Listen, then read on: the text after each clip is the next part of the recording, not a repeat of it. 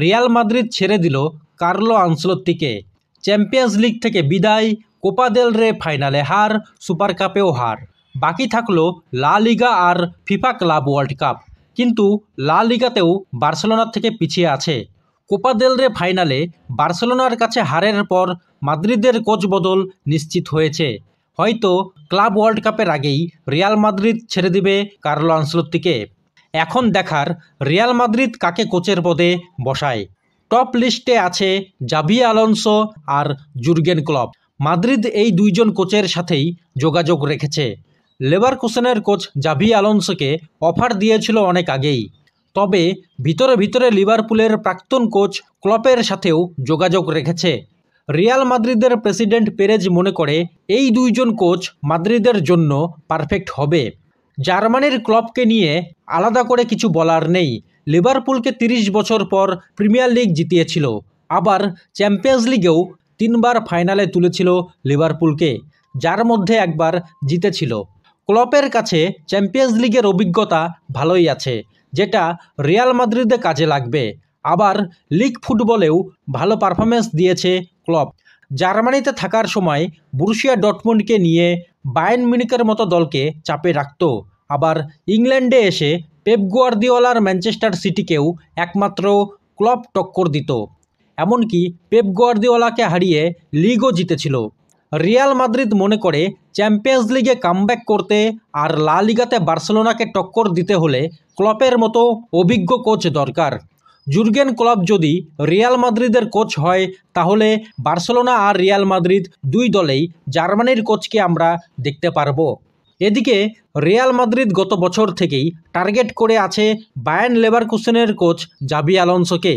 Real Madrid, Bayern Munich আর লিভারপুলের এই লেজেন্ড প্লেয়ার বেশি দিন ধরে কোচিং করছে না। খুব অল্প টাইমে জাভি যা করে দেখিয়েছে তা অনেক লেজেন্ড কোচও সারা জীবন করতে পারেনি। আর যার জন্যই রিয়াল মাদ্রিদ আলোনসোকে চাচ্ছে গত মরশুম থেকেই। জাভি আলোনসো রিয়াল সোসাইদাদের জুনিয়র টিমে কোচিং শুরু করে, সেখানে ছোটদের অনেক টুর্নামেন্ট জিতে। এরপর লেভারকুসেন তাকে কোচের পদে নিয়োগ করে। অ্যালোনসো খেলোয়াড় জীবনে অনেক বড় কোচের অধীনে খেলেছে, যেমন Pep Guardiola, Mourinho, Carlo Ancelotti, Vicente del Bosque আরও অনেকে।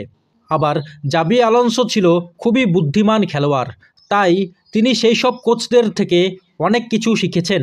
আমরা যদি লেভারকুসেনের গেম প্লে দেখি, তাহলেই বুঝতে পারবো জাভি আলোনসো যেমন পেপ গুয়ার্দিওলার মতো পাসিং পজিশন বেচ ফুটবল খেলায়, তেমনি কার্লো আনচেলত্তির মতো ডিরেক্ট ফুটবলকেও প্রাধান্য দেয়। আবার মরিনহোর মতো ডিফেন্সিভ কাউন্টার অ্যাটাকও করে থাকে।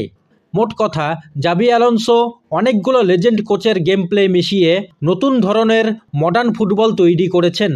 লেভারকুসেনের হয়ে বুন্দেসলিগা জিতেছে, ডিএফবি পোকাল জিতেছে, আবার ইউরোপা লিগেও ফাইনাল খেলেছে। প্রথম মরশুমে মাত্র 3টা ম্যাচ হেরেছিল, যার জন্য লিভারপুল, রিয়াল মাদ্রিদ সহ আরও অনেক ক্লাব তাকে অফার দেয়। কিন্তু স্পেনের এই লেজেন্ড রিয়াল মাদ্রিদেই আসতে চায়, তাই আরও এক মরশুম লেভারকুসেনে থেকেছে। এখন দেখার কোন কোচকে রিয়াল মাদ্রিদ নিযুক্ত করে, জাভি আলোনসো নাকি জুর্গেন ক্লপ। এদিকে ব্রাজিলের সাথে আনচেলত্তির চুক্তি প্রায় সম্পূর্ণ। ব্রাজিলের প্রতিনিধি বর্তমানে স্পেনে আছে। কার্লো আনচেলত্তিকে 2টি অপশন দিয়েছে, এখনই ব্রাজিলে যোগ দিন অথবা মরশুম শেষে। সিদ্ধান্ত চূড়ান্ত করতে শীঘ্রই তাদের মধ্যে বৈঠক হবে। এটা নিশ্চিত 2026 ওয়ার্ল্ড কাপে ব্রাজিল দলে কোচ থাকবে কার্লো আনচেলত্তি।